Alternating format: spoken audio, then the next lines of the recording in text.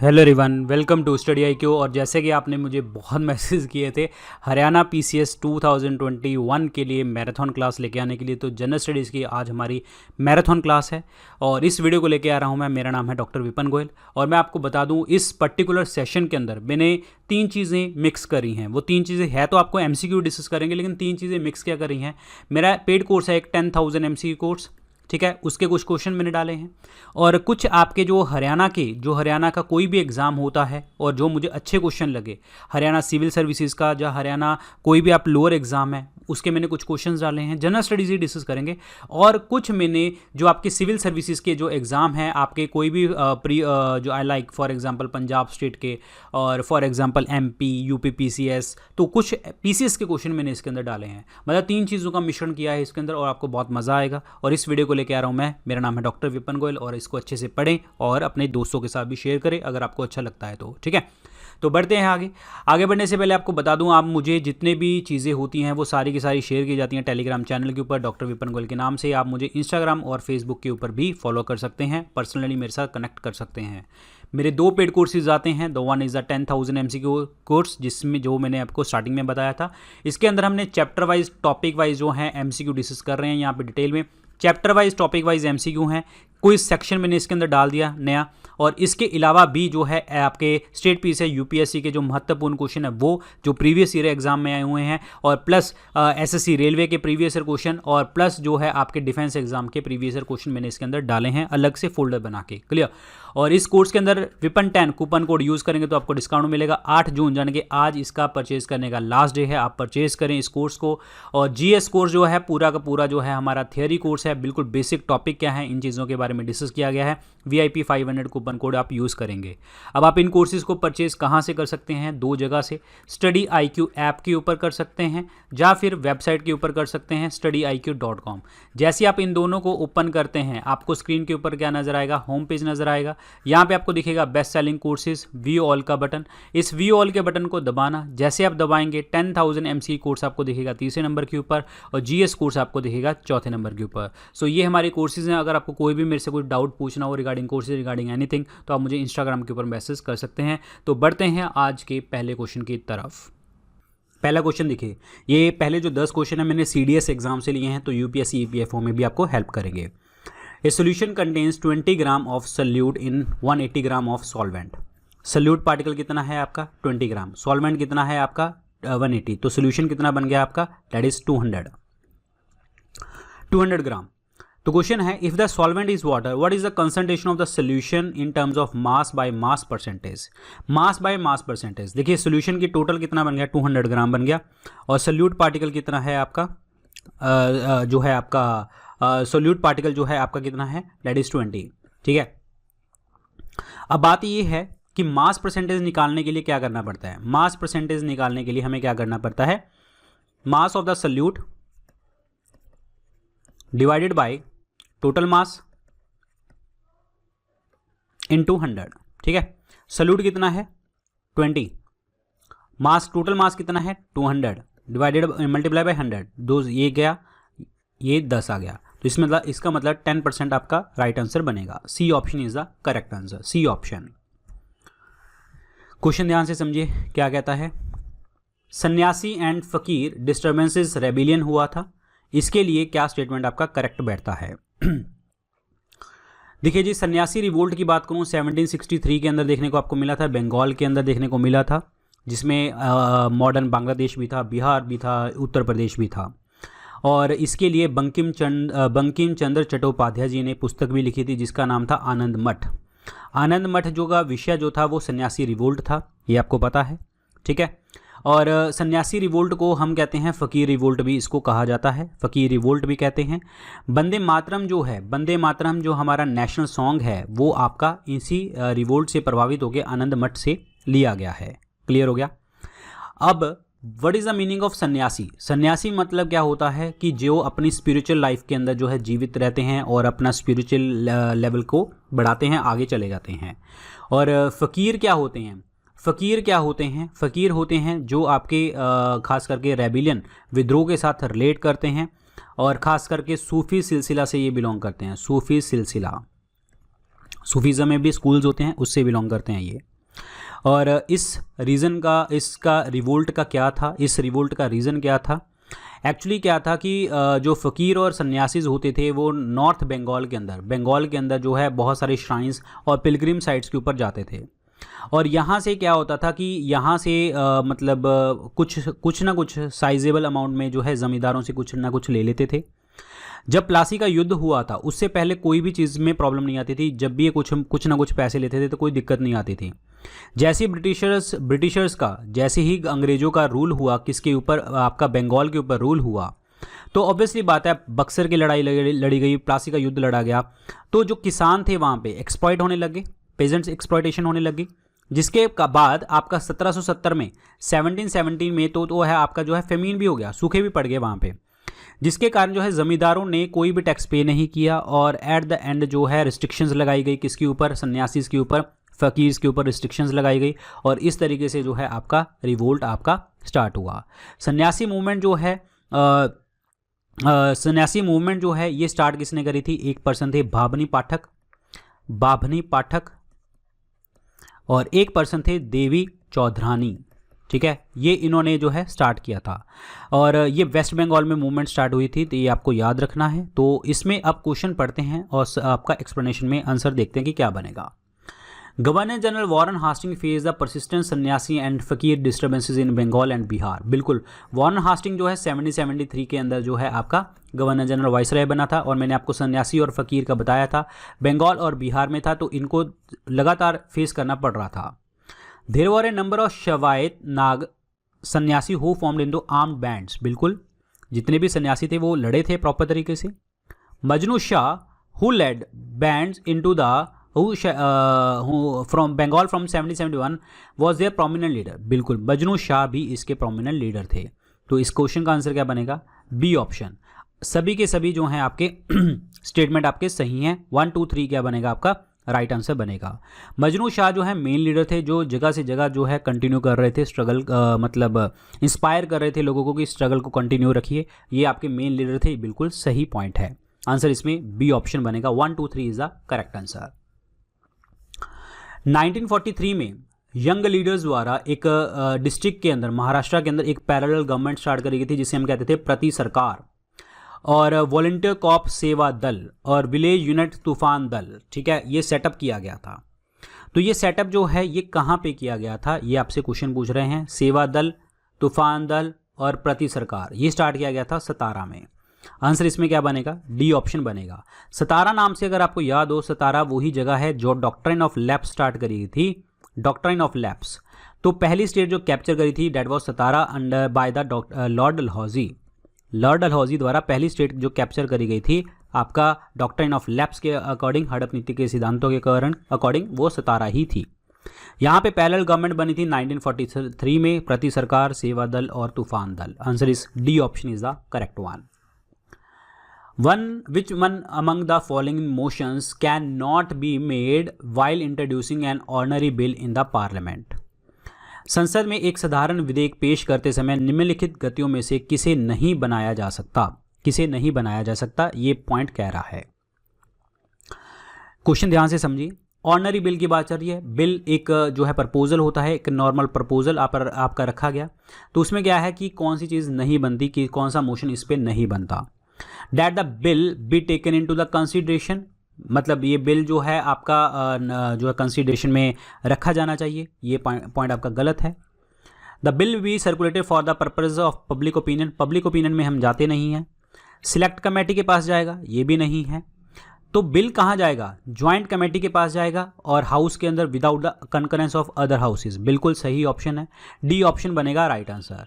Actually क्या होता है कि कौन सा नहीं बनाया जाता, ये कौन सा can not be made, which of the following motion can not be made. ठीक है, ये देखिए जी, क्वेश्चन बोल रहा है कैन नॉट बी मेड पूछ रहा है, मतलब एक सेकेंड रुकिए। ऑर्डिनरी बिल को अगर हम पार्लियामेंट में पेश कर रहे हैं तो कौन सी चीज़ को बनाया नहीं जा सकता? ठीक है, कौन सी चीज़ को बनाया नहीं जा सकता? देखिए, ये आपका स्टेटमेंट जो है डी ऑप्शन में आपका राइट आंसर बनेगा। ये नहीं किया जा सकता। ज्वाइंट कमेटी में तब जाएगा जब बिल आपका लैप्स हो जाता है, 6 महीने के बाद लैप्स हो जाता है, और ज्वाइंट दोनों हाउसेज नहीं मानते तो ज्वाइंट सिटिंग होती है। ज्वाइंट सिटिंग होती है, ना कि ज्वाइंट कमेटी बैठती है, पहली बात तो। कंसीडरेशन में बिल आपको कर ले सकते हो आप, पब्लिक ओपिनियन के लिए भी आप सर्कुलेट कर सकते हैं, सिलेक्ट कमेटी के पास भी जा सकता है, बट ये नहीं है कि आपका जो है ये ज्वाइंट कमेटी के पास जाएगा, तो ये आपका आंसर गलत हो जाता है, डी ऑप्शन आपका गलत हो जाएगा। Clear? D option is the wrong one, D option is the correct answer. D option, that the bill be refer to the joint committee of the house without the concurrence of other houses. नहीं, दोनों houses से पता करके joint committee में joint sitting में जाएगा, तो answer इसमें डी ऑप्शन बनेगा right answer. D K Karve of western India figures in the context of which of the following. D K curve जो हैं आपके पश्चिम भारत के, तो ये किसके साथ इन्वॉल्व हैं? इन्होंने जो किया था, इन्होंने आपका 1858 से लेके 1862 तक जो है वेलफेयर किया था, किस चीज़ का? विमेन का, और उनकी कंडीशंस को इम्प्रूव करने की यहाँ पे इन्होंने बात करी थी। तो इसका क्वेश्चन का आंसर क्या बनेगा? Women education is the right answer. Women education, women's के लिए एक आपका सत्यशोधक समाज भी था, सत्यशोधक समाज, उन्होंने भी बहुत हेल्प करी थी। वैसे तो विमेंस के लिए बहुत सारे लोगों ने काम किया, लेकिन जो इंपॉर्टेंट है मैं आपको वही बता रहा हूँ। सत्यशोधक समाज ज्योतिबा फूले जी ने किया था विमेन एजुकेशन के लिए, ठीक है, लोअर कास्ट सोसाइटी को अप करने के लिए। विमेन सेक्शन को इनकी वाइफ सावित्रीबाई फूले जी ने भी बहुत सारा काम किया, और सावित्रीबाई फूले जी के नाम पे कॉलेज एजुकेशन बहुत सारे आपके महाराष्ट्र में देखने को आपको मिलते हैं। और ज्योतिबा फूले जी ने एक पुस्तक लिखी थी गुलामगिरी, ये भी आपको पता होना चाहिए, गुलामगिरी, ठीक है। एक है यहाँ पे सती प्रथा। सती प्रथा बैन कब करी गई थी? 1829 में। किसके द्वारा? लॉर्ड विलियम बेंटिक द्वारा। और इसको ख़त्म करवाने में सबसे बड़ा हाथ, मतलब इंडिया से किसका हाथ था? राजा राम मोहन राय जी का।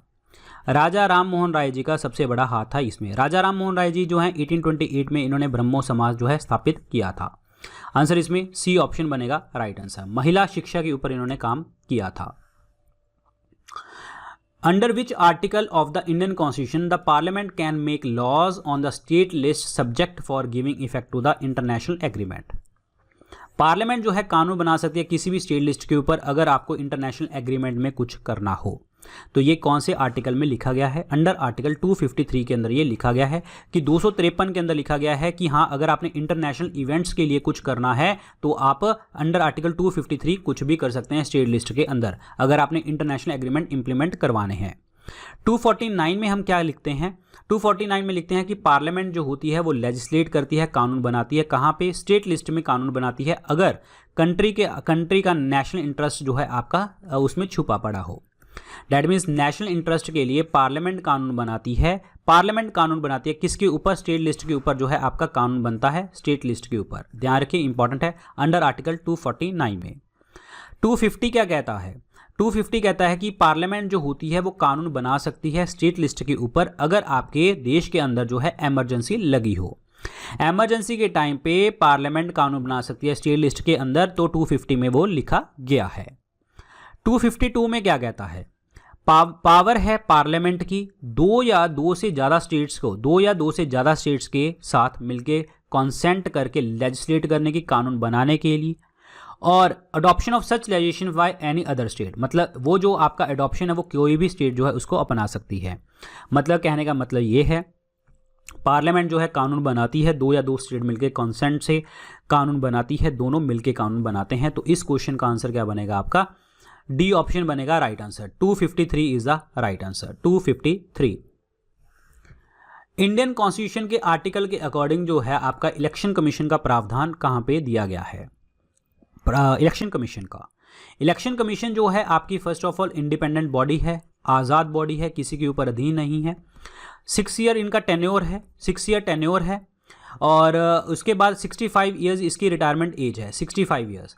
इलेक्शन कमीशन जो है आर्टिकल 324 से 329 तक इसके आर्टिकल लिखे गए हैं, लेकिन इलेक्शन कमीशन की बात करी गई है तो ये 324 में लिखा गया है। आंसर इसमें सी ऑप्शन बनेगा right answer.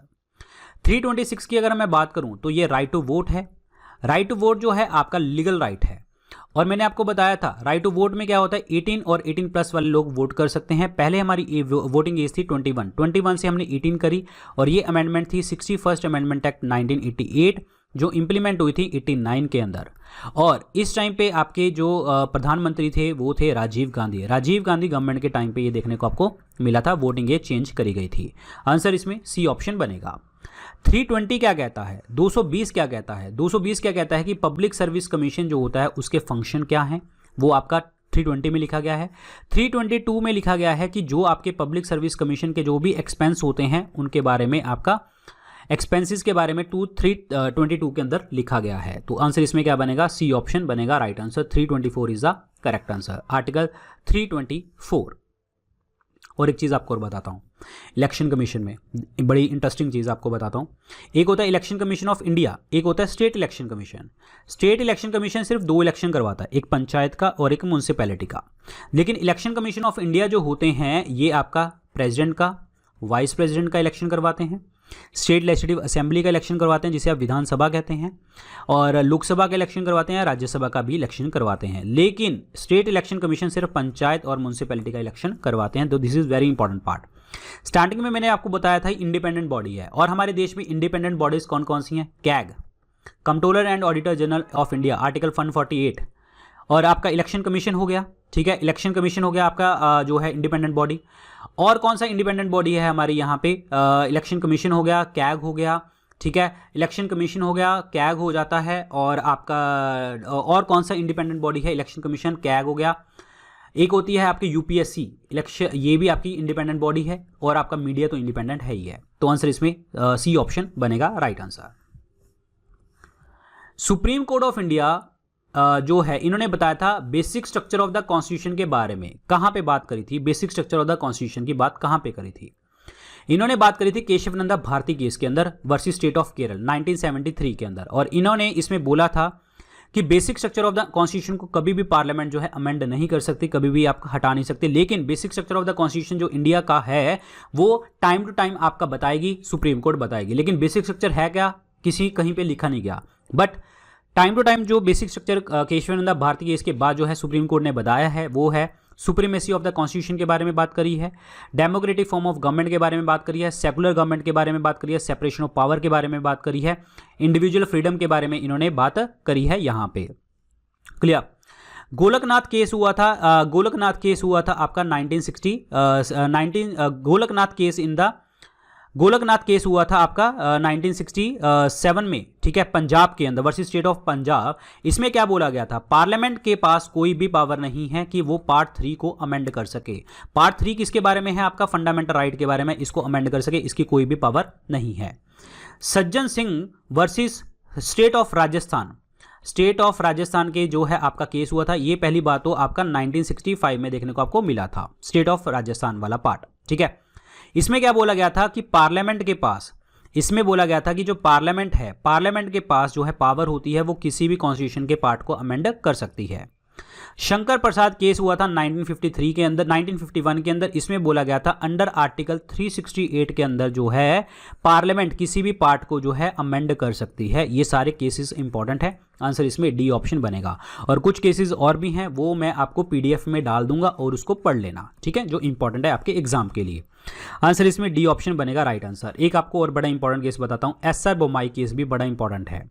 SR Bommai case, SR Bommai case जो है 1994 में देखने को मिला था, और इसमें बोला था कि secularism is the basic structure of the constitution, इसमें वर्ड यूज किया गया था। आंसर इसमें डी ऑप्शन बनेगा करेक्ट आंसर। कौन सा जो है चीज रिस्पॉन्सिबल है आपकी कंपोजिशन ऑफ पंचायत के लिए, पंचायतों की संरचना के संबंध में प्रावधान करने के लिए निम्नलिखित में से कौन सा अधिकृत है। मैंने आपको बताया था पंचायत का कौन पार्ट करेगा, that is legislature of the state, state legislative assembly, क्योंकि स्टेट लेजिस्लेटिव असेंबली ही है जो इसको संभालेगी। आंसर इसमें बी ऑप्शन बनेगा राइट आंसर। गवर्नर के ऊपर एक दिमाग में क्वेश्चन आता है कि एक गवर्नर जो होता है 2 या 2 से ज्यादा स्टेट्स का कॉमन गवर्नर हो सकता है। 7th कॉन्स्टिट्यूशन अमेंडमेंट एक्ट 1956 में ये बोला गया था। Same with the 7th amendment के अकॉर्डिंग हाई कोर्ट के ऊपर भी बोला था कि एक हाई कोर्ट जो है 2 से ज्यादा स्टेट्स की कॉमन हाई कोर्ट हो सकती है। पार्लियामेंट ऑफ इंडिया जो है आपका 79 नंबर आर्टिकल में देखने को मिलता है। प्रेसिडेंट ऑफ इंडिया जो है फर्स्ट सिटीजन ऑफ इंडिया है, आर्टिकल 52 में इसके बारे में लिखा गया है। आंसर इसमें बी ऑप्शन बनेगा right answer. State legislative assembly is the right answer, B option बनेगा राइट आंसर। पंचायत की बात करी है, पंचायत से आपको 2 चीजें पता होनी चाहिए। आर्टिकल 243A से लेके O तक जो है आपका पंचायती राज इंस्टीट्यूशन के बारे में बात करी गई है, और आपका आर्टिकल 40 जो है जहां पे लिखा गया है ऑर्गेनाइजेशन ऑफ विलेज पंचायत जो स्टेट करवाएगी। 73rd अमेंडमेंट हुई है 1992 में जो इंप्लीमेंट करेगी 1993 में, और 29 सब्जेक्ट के ऊपर कानून बना सकती है पंचायत। पहली पंचायत जो स्टार्ट हुई थी नागौर डिस्ट्रिक्ट राजस्थान में, और पूरी इंडिया में पूरी स्टेट में कहाँ पे लगी थी, आंध्र प्रदेश में 1959 के अंदर ये लगी थी। और पंचायत का जो शेड्यूल है वो है 11वां शेड्यूल है, और आपका जो पार्ट है वो 9th पार्ट आपको देखने को मिलता है पंचायत के बारे में। आंसर इसमें क्या बनेगा, बी ऑप्शन बनेगा right answer. B option is the correct answer. अगला क्वेश्चन देखिए जी क्या कहता है, आपकी प्रोविजंस दे रखी हैं पंचायती राज इंस्टीट्यूशन की कौन से पार्ट में, ये अभी ऑलरेडी हम डिस्कस कर चुके हैं, कौन से पार्ट में दे रखी है, पार्ट 9 में दे रखी है। आंसर इसमें ए ऑप्शन बनेगा। पार्ट 6 क्या, पार्ट 6 के इसके बारे में बात करता है, स्टेट गवर्नमेंट के बारे में बात करता है। पार्ट 3 आपका फंडामेंटल राइट के बारे में, जो अपना Magna carta of the Indian constitution है, जो हमने बोरो किया है कहाँ से, यूएसए कॉन्स्टिट्यूशन से। पार्ट 4A फंडामेंटल ड्यूटीज के बारे में, आर्टिकल नंबर 51A के अंदर लिखा गया है। फंडामेंटल ड्यूटी हमने बोरो करी है यूएसएसआर से बोरो करी है, और फंडामेंटल राइट यूएसए से पार्ट 3 के अंदर आर्टिकल 12 से लेकर 35 तक इसके अंदर देखने को आपको मिलते हैं। आंसर इसमें क्या बनेगा, ए ऑप्शन। पार्ट 9 के अंदर जो है लिखा गया है ये सारा पार्ट। क्लियर। अगला क्वेश्चन देखिए, 2 या 2 से अधिक फसलों को हम उगाते हैं। अच्छा, इससे पहले जो 10 क्वेश्चन जो हो गए हैं ये सिर्फ और सिर्फ यूपीएससी ईपीएफओ वाले बच्चे पढ़ेंगे, और बाकी के क्वेश्चन जो है सारे आपके एग्जाम वाले पढ़ेंगे, अब से सारे पढ़ेंगे। 2 या 2 से क्रॉप ज्यादा उगाई जाए सेम फील्ड के अंदर एक डेफिनेट पैटर्न में, तो उसको हम क्या कहते हैं, उसको हम बोला जाता है मिक्स्ड फार्मिंग, उसको मिक्स्ड क्रॉपिंग बोला जाता है, मिक्स्ड क्रॉपिंग वर्ड यूज किया जाता है। आंसर इसमें क्या बनेगा, ए ऑप्शन बनेगा राइट आंसर। अगर मैं बात करता हूं यहां पे मिक्स्ड फार्मिंग की, देखिए क्रॉपिंग का वर्ड है 2 से ज्यादा क्रॉप्स, मिक्स्ड फार्मिंग मिश्रित खेती की बात करूं तो यहां पे क्रॉप्स की बात भी आती है, क्रॉप्स की बात भी आती है, प्लस यहां पे आपके लाइफ स्टॉक की बात भी आती है, जहां पे एनिमल्स वगैरह की बात भी देखने को मिलती है। क्लियर। तो आंसर इसमें ए ऑप्शन बनेगा राइट आंसर, दैट इज मिश्रित फार्मिंग, मिश्रित फसल, that is a option is the correct answer, A option. Clear. अगला क्वेश्चन देखते हैं, मराठा स्टेट्समैन जिन्होंने ट्रीटी ऑफ बेसिन साइन करी थी 1802 के अंदर, वो कौन पर्सन थे। देखिए ट्रीटी ऑफ बेसिन जो है इसको पहले अब क्या कहते हैं, वसाई कहा जाता है, और ये 31 दिसंबर 1802 के अंदर देखने को मिली थी between the British east India company and Bajirao द्वितीय।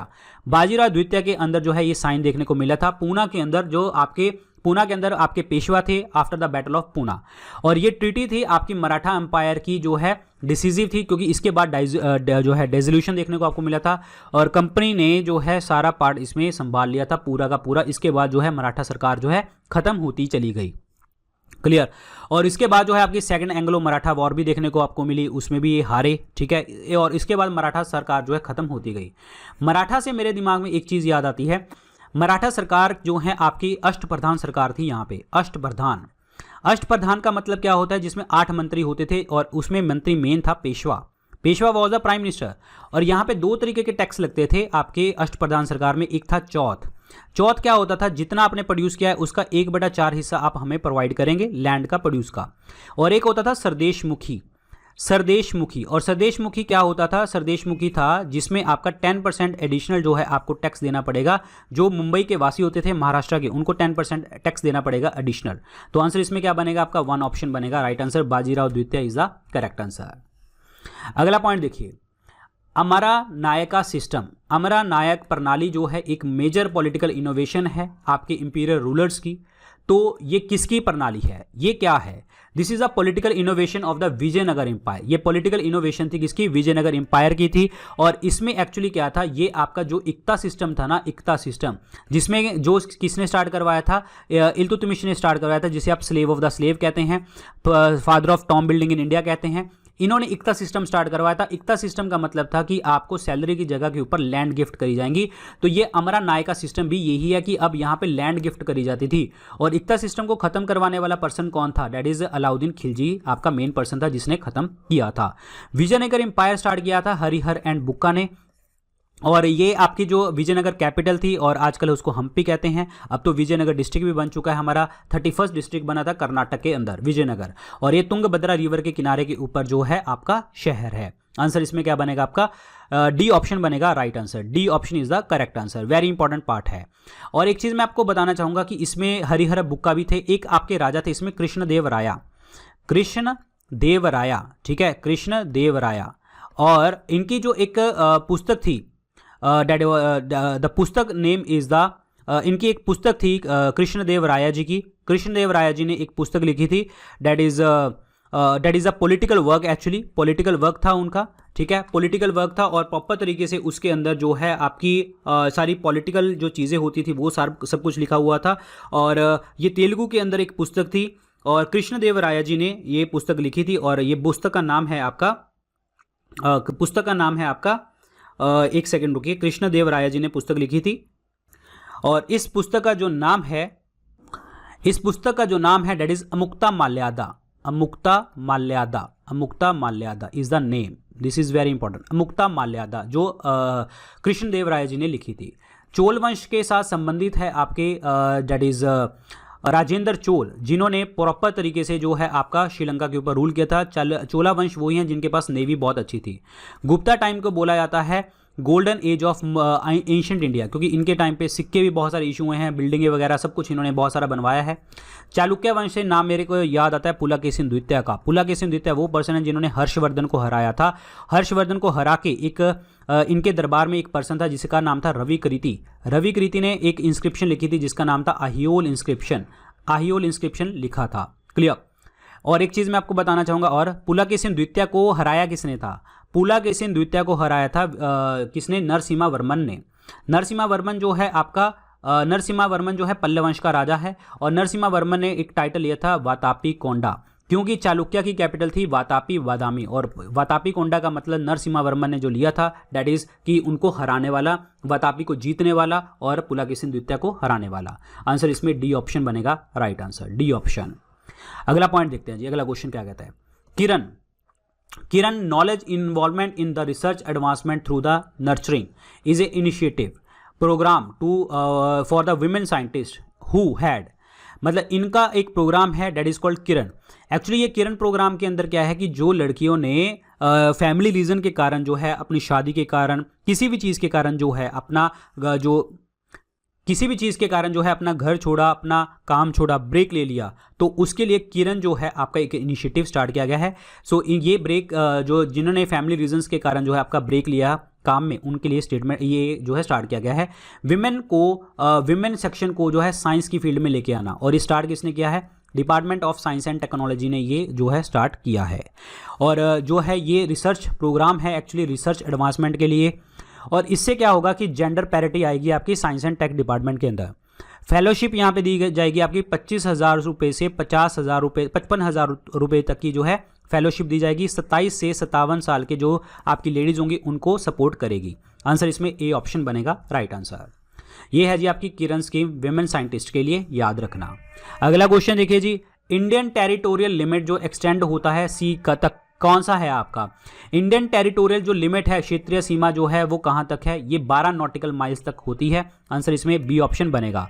12 नॉटिकल माइल्स जो है अगर आपको किलोमीटर में पूछ लिया तो 22.2 किलोमीटर का पार्ट बनेगा, क्योंकि 1 नॉटिकल माइल जो होती है वो किसके बराबर होती है? 1.852 किलोमीटर के बराबर देखने को मिलती है। और इसको जो है 12 से मल्टीप्लाई करेंगे तो आपका 22.2 आ जाएगा। तो आंसर इसमें बी ऑप्शन बनेगा, आपका करेक्ट आंसर बन जाएगा। और टेरिटोरियल लिमिट जो होती है ये आपकी यूएन क्लॉज यानी कि आपके United Nation convention on law of sea के द्वारा 1982 द्वारा जो है ये आपका दर्शाई जाती है। आंसर इसमें बी ऑप्शन बनेगा correct answer, B option is the right one.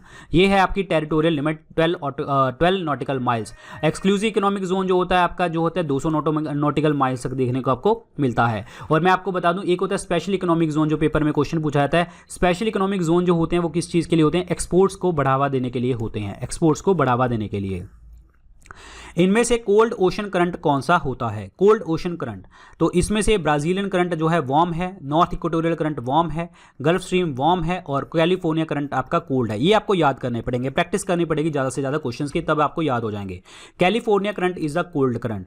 जहां पे भी आपका हॉट करंट और warm current plus cold current जहां पे मिलते हैं तो वहां पे बनते हैं आपके फिशिंग ग्राउंड्स। तो this is very important part, fishing grounds बनते हैं।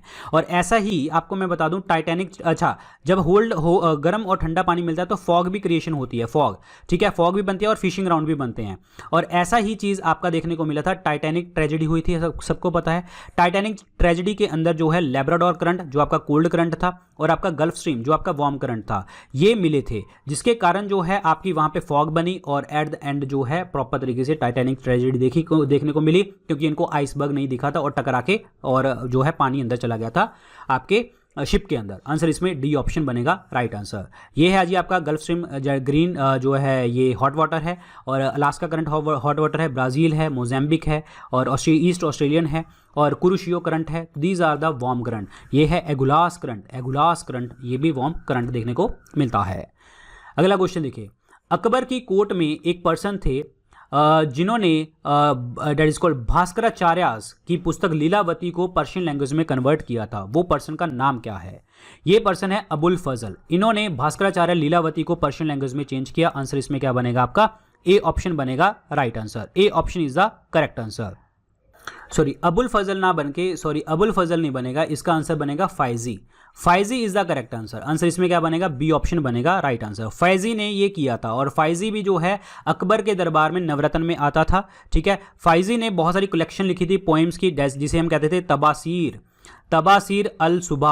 तबासीर अल सुबा जो है ये कलेक्शन है पोइम्स की। ठीक है, और ये पर्शियन लैंग्वेज में कन्वर्ट किया था। भास्कराचार्य लीलावती को पर्शियन लैंग्वेज में फैजी ने कन्वर्ट किया था। This is very important part.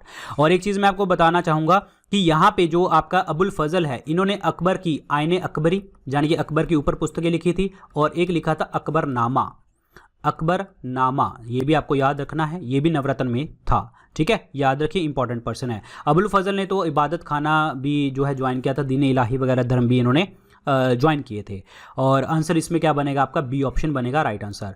Fatullah Shirazi जो है, इन्होंने गज़-ए-इलाही सिस्टम स्टार्ट किया था, गज़-ए-इलाही इन्वेंट किया था। और ये बहुत बड़े जो है स्कॉलर थे, मैथमेटिशियन, एस्ट्रोनॉमर, इंजीनियर, ये सब कुछ बहुत सारे लोग थे ये। ठीक है, मतलब बहुत सारी इनके पास कैपेसिटी थी चीज़ें करने की।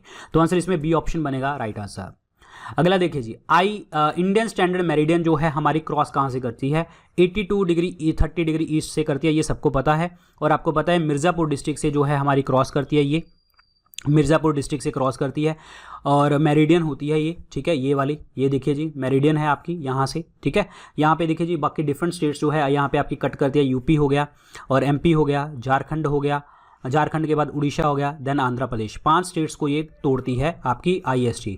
और ग्रीनविच मीन टाइम जो आपका GMT होता है वो 0 डिग्री वाला, और वो कहाँ से करते हैं? लंदन से। और हम कितनी दूर हैं यहाँ से? 82.5 डिग्री, और 1 डिग्री का मतलब होता है 4 मिनट, मतलब हम 330 मिनट दूर हैं। और 330 का मतलब कितना हो गया? 5 घंटे 30 मिनट हम दूर हैं, किससे? लंदन से। क्लियर, ये आपको याद रखना है।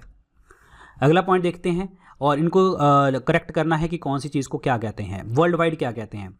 साइक्लोन्स कहाँ पे बोला जाता है? साइक्लोन्स बोला जाता है आपका कहाँ पे? इंडियन ओशंस के अंदर, ये बनेगा तीसरा ऑप्शन। ठीक है, और आपका हरिकेन्स कहाँ पे बोला जाता है? अटलांटिक ओशन में बोला जाता है। और टाइफून कहाँ पे बोला जाता है? आपका साउथ चाइना सी के अंदर। और विले कहाँ पे बोला जाता है? ऑस्ट्रेलिया के अंदर। 3 4 2 1 is the correct answer. Answer इसमें बी ऑप्शन बनेगा। साइक्लोन क्या होते हैं आपके? इस तरीके से साइक्लोन चलते हैं, सेंटर में आपका लो प्रेशर होता है और बाहर आपका हाई प्रेशर होता है। और साइक्लोन जो होते हैं नदर्न हेमिस्फीयर में एंटी क्लॉकवाइज चलते हैं, साइक्लोन जो होते हैं सदर्न हेमिस्फीयर में आपका क्लॉकवाइज चलते हैं, और उल्टा एंटी साइक्लोन जो है नदर्न हेमिस्फीयर में क्लॉकवाइज चलते हैं, एंटी साइक्लोन जो है आपके सदर्न हेमिस्फीयर में आपके एंटी क्लॉकवाइज चलते हैं। ये भी आपको पता होना चाहिए। तो ये बन गए आपके राइट आंसर। तो टाइफून जो है आपका कहाँ पे बोला जाता है? चाइना में, साउथ चाइना सी में, और पैसिफिक ओशन में भी बोलते हैं। क्लियर। हरिकेन जो है आपका जो वेस्ट इंडीज़, कैरिबियन सी और अटलांटिक ओशन में बोला जाता है। विले आपको बता दिया ऑस्ट्रेलिया में, और ट्रॉपिकल साइक्लोन इंडियन ओशन में बोला जाता है। आंसर इसमें बी ऑप्शन बनेगा। अगला देखिए जी, इनमें से रिवर्स डिस्चार्ज करती हैं पानी सभी डायरेक्शन की तरफ जो है आपका पानी डिस्चार्ज करती हैं डिप्रेशन की तरफ। उस पैटर्न को हम किस नाम से जानते हैं? उस पैटर्न को हम बोलते हैं सेंट्रीपिटल। सेंट्रीपिटल का मतलब होता है कि बिल्कुल सेंटर में हुआ और यहाँ से सारा का सारा पानी जो है आपका ऐसे चला गया, तो डेट इज कॉल्ड आपका सेंट्रीपिटल। क्लियर हो गया आप लोगों को? सेंट्रीपिटल इसे बोला जाता है। डेंड्रिटिक किसे बोलते हैं? डेंड्रिटिक का मतलब क्या होता है? स्लोप जो आपकी ट्रेन होती है, टेरेन जो होती है, स्लोप होती है इस तरीके से, ऐसे स्लोप्स के अकॉर्डिंग रास्ता जो है कवर करता है, डेट इज कॉल्ड डेंड्रिटिक। ये स्लोप का रास्ता पकड़ता है, ये ध्यान रखना, स्लोप का। और ऐसे लगेगा कि ये जैसे ब्रांच होती है ना ट्री की, ब्रांच ऑफ ट्री, ऐसे रिजेंबल करेगा। कौन? Dendritic pattern. Clear. Radial pattern क्या होता है, जैसे आपका डिफरेंट डायरेक्शन में सेंट्रल पीक से एक डोम बन गई, यहाँ पे ऐसे डोम बन जाती है, ऐसे मोटी डोम बन गई ऐसे, ठीक है, मोटी डोम बन गई, और यहाँ से आपकी जो है रेडियल आपकी पैटर्न जो है स्टार्ट होता है, ऐसे पानी निकलता चला जाता है, दैट इज कॉल्ड आपका रेडियल पैटर्न उसको कहते हैं। ये डोम बन गया सेंटर से, और यहाँ से आपकी ऐसे डिफरेंट डायरेक्शंस में निकल रही है। लेकिन ध्यान रखना, अगर सभी डायरेक्शन में आपकी इनटू ए लेक और डिप्रेशन में जाती है तो आपका सेंट्रीपिटल होगा, ठीक है। लेकिन अगर बात करूं कि एक डोम से जाती है अलग अलग डायरेक्शन में तो रेडियल होगा, याद रखना है आपको। और उसके बाद है ट्रिलीज। ट्रिलीज क्या होता है, प्राइमरी ट्रिब्यूटरी बनी आपकी, प्राइमरी ट्रिब्यूटरी बनी और रिवर की, और फ्लो करी, पैरेलली फ्लो करी, एक दूसरे के पैरेलली फ्लो करी, और दूसरे के एक दूसरे के पैरेलली फ्लो करते हैं और राइट एंगल पे बनाते हैं, यानी कि 90 डिग्री का एंगल यहाँ पे बनता है, और उसको हम कहते हैं ट्रिलीज वर्ड यूज किया जाता है। और सेंट्रीपिटल मैंने आपको बता दिया कि जहां पे लेक और डिप्रेशन में जाएगा दैट इज कॉल्ड आपका सेंट्रीपिटल उसको कहते हैं। तो these are very important points. Clear, तो ये आपको याद रख लेने हैं। सो गाइज, आज आपने जो है एमसीक्यू डिस्कस किए, हमने डिस्कस किए, बहुत अच्छा लगा होगा, आई थिंक आपको मज़ा आया होगा। अगर मज़ा आया तो लाइक कर देना, शेयर कर देना अपने दोस्तों के साथ। जितने भी अपडेट्स होंगे वो आपको टेलीग्राम चैनल के ऊपर यहाँ पे डॉक्टर विपिन गैल के चैनल से आपको शेयर किए जाते हैं। इंस्टाग्राम और फेसबुक के साथ आप मेरे से पर्सनली कनेक्ट कर सकते हैं। मेरे 2 पेड कोर्सेज आते हैं, जैसे अभी हमने एमसीक्यू डिस्कस किए, ऐसे ही हमारे 10,000 एमसीक्यू कोर्स के अंदर हमने chapter wise topic wise MCQ discuss किए हैं। यहाँ पे chapter wise topic wise MCQ तो है ही है, प्लस मैंने कोई सेक्शन इसके अंदर एडिशनल ऐड कर दिया। इसके अलावा भी मैंने बहुत सारे क्वेश्चन डिस्कस कर दिया आपके साथ, जितने भी स्टेट पीस है यूपीएससी के क्वेश्चन है वो, plus SSC railway defence exam जितने भी क्वेश्चन है उसमें हमने डिस्कस कर दिए हैं। और विपन 10 कूपन कोड यूज़ करेंगे तो आपको यहाँ पे डिस्काउंट मिलेगा। और दूसरा कोर्स है हमारा जीएस कोर्स, पूरा का पूरा जो है ये हमारा थियरी कोर्स है, बिल्कुल टॉपिक है क्या, बेसिक चीज़ें क्या हैं वो इसके अंदर हमने समझी हैं। अब आप इन कोर्सेज़ को परचेज कहाँ से कर सकते हैं, 2 जगह से कर सकते हैं, या तो स्टडी IQ ऐप के ऊपर, ठीक है, जहाँ हमारे वेबसाइट के ऊपर studiiq.com। ध्यान रखना, अब जैसे ही इसको ओपन करेंगे आपको स्क्रीन के ऊपर नजर आएगा यहाँ पे होम पेज, यहाँ पे दिखेगा best selling courses, view all का बटन। इस व्यू ऑल के बटन को दबाना, जैसे आप दबाएंगे 10,000 एमसीक्यू कोर्स दिखेगा 3रे नंबर के ऊपर, जीएस कोर्स नजर आ जाएगा आपको 4थे नंबर के ऊपर। सो जो भी आपको कोर्सेज अच्छे लगे आप परचेज करें, प्रिपरेशन को आगे बढ़ाएं। अगर आप हरियाणा सिविल सर्विसेज की तैयारी कर रहे हैं या आप किसी भी पीसीएस की तैयारी कर रहे हैं, मैं आपको हाईली रिकमेंड करूंगा कि 10,000 एमसीक्यू कोर्स आपको अच्छे से पढ़ना ही पढ़ना है। क्लियर। सो गाइज, ये थे आज के लेक्चर के अंदर क्वेश्चन। तो thank you so much and good luck guys. और आज जो है हमारा कोर्स परचेज करने का लास्ट डे है, तो परचेज करें। Thank you so much and good luck, take care.